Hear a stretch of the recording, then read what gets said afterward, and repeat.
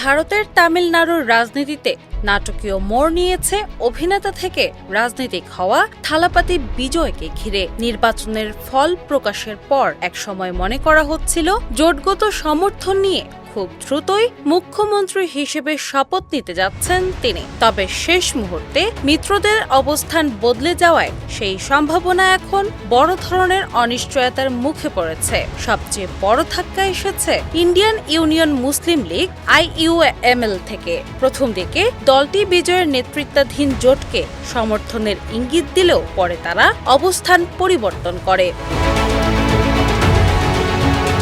সংবাদ মাধ্যম জি নিউজ জানিয়েছে, IUML শেষ পর্যন্ত বর্তমান ক্ষমতাসীন DMK নেতৃত্বাধীন জোটে যোগ দেওয়ার সিদ্ধান্ত নিয়েছে। দলটির হাতে রয়েছে দুটি গুরুত্বপূর্ণ আসন। রাজনৈতিক বিশ্লেষকদের মতে সরকার গঠনের হিসাব নিকাশে এই দুইটি আসনই এখন বড় পার্থক্য গড়ে দিয়েছে। অন্যদিকে ভিসিকে নামের আরেকটি দলও শুরুতে থালাপাতি বিজয়কে সমর্থন দেওয়ার ঘোষণা দিয়েছিল। দলটি নির্বাচনে দুটি আসনে জয় পায়।